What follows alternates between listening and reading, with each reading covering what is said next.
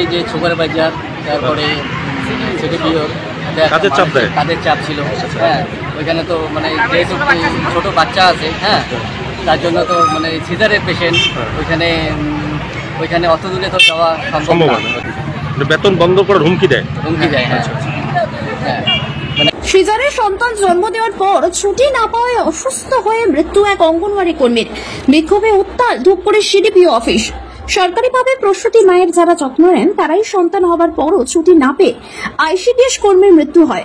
ঘটনায় ধূপগুড়ির CDPO office ঘেরাও করে বিক্ষোভে ফেটে পড়েন 800 অঙ্গনওয়াড়ি কর্মী। অত্যাধিক কাজের চাপে সদ্য সিজারে সন্তান জন্ম দেওয়া অঙ্গনওয়াড়ি কর্মী ছুটি না পাওয়ায় বাড়ি থেকে বহু দূরে ডিউটি করে অসুস্থ হয়ে পড়েন তিনি। এরপর মানসিক যন্ত্রণা সহ্য করতে না পেরে হৃদরোগে আক্রান্ত হয়ে মৃত্যু হয় ওই অঙ্গনওয়াড়ি কর্মীর বলে অভিযোগ। 1.5 মাসের শিশুকে রেখে আইসিডিএস কর্মীর মৃত্যু হয়। এই মৃত্যুর দায় কার?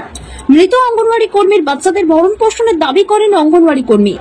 জানা গিয়েছে সোমবার ধূপগুড়ি মিলপাড়া 4 নম্বর ওয়ার্ড ধূপগুড়ি গয়ের কাটাকামি জাতীয় সড়কের পাশেই 800-র অধিক অঙ্গনওয়াড়ি কর্মী বিক্ষোভে ফেটে পড়েন। শেষ পর্যন্ত এশিয়ান হাইওয়ের উপর বসে পড়েন অঙ্গনওয়াড়ি কর্মীরা।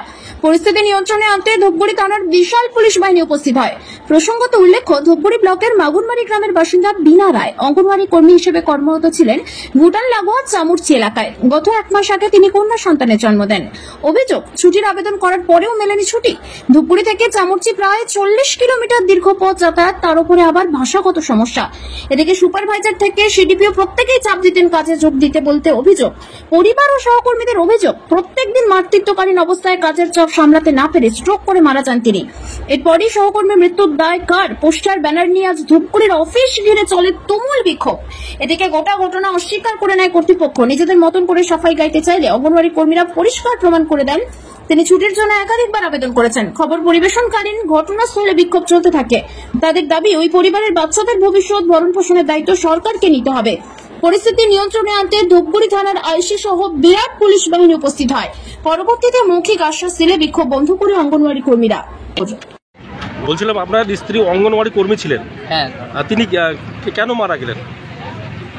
সেটা হচ্ছে এই যে সুপার বাজার, তারপরে সিডিপিওর কাজের চাপ ছিল।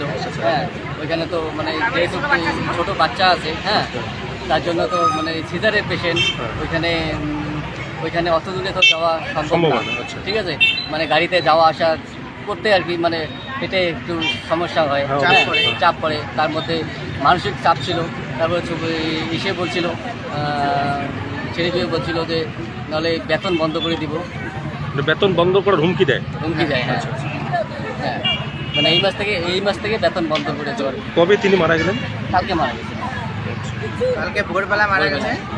আর সুপার বাজারে খুবই চাপ ছিল, কারণ এত চাপ নিতে পারেননি, তারপরে স্ট্রোক হয়ে মারা গেছে। আর অনেক ধমকি দেওয়া হতো যে এরকম না গেলে টাকা বন্ধ করে দেবো। আর ছোটো বাচ্চা, 1 মাসের বাচ্চা, এটুকু নিয়ে কীভাবে, সিজারিয়ার বাচ্চা। বলছিলাম, আজকে আপনারা ডেপুটেশন দিলেন, কি আশ্বাস দিল আপনাদের? আমাদেরকে আশ্বাস দিল যে আমাদের 3টা বাচ্চা, তো এই দুই বাচ্চাকে, 2টা বাচ্চা স্কলারশিপ দিবে।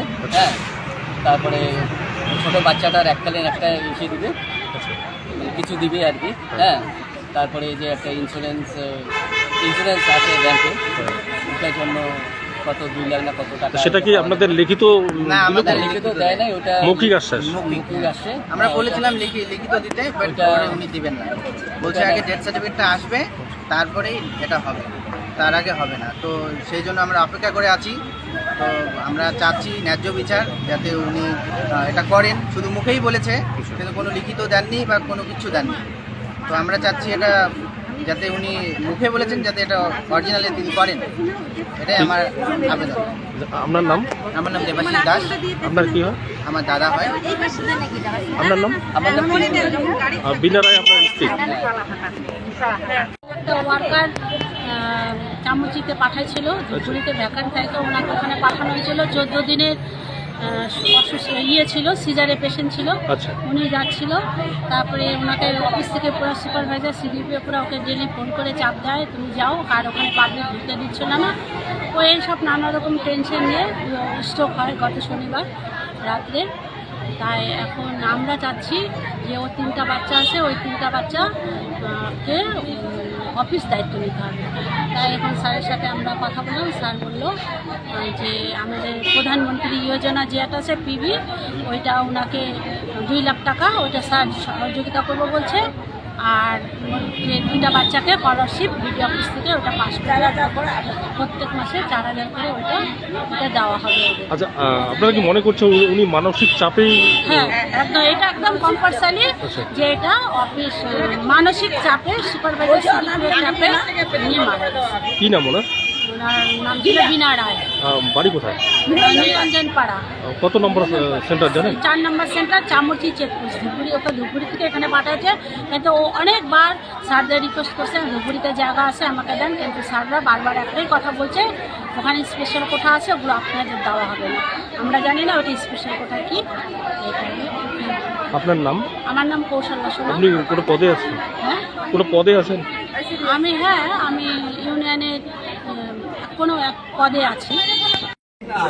আমার কোনো কিছু জানা নেই, এখানে কিসের জন্য বিল হচ্ছে, ওরা এলে তারপরে জানতে পারবে।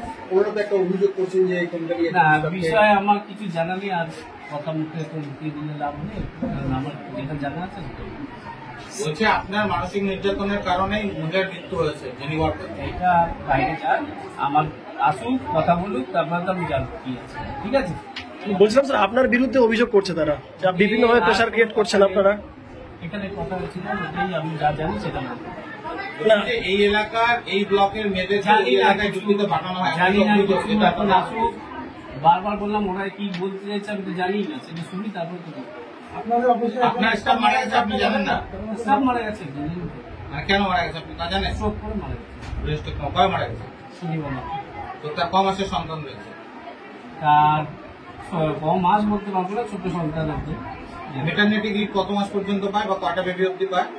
2জন অবধি পায়। তারপরে পায় না, এটা সরকারি নির্দেশ।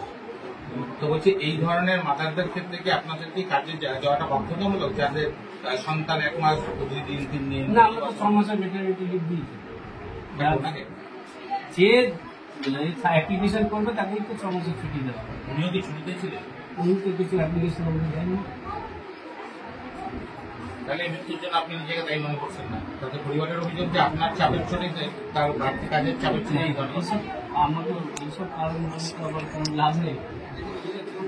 যেটা ডাক্তার ফাইন্ডিংস পাবে সেটাই ডাক্তার জানে।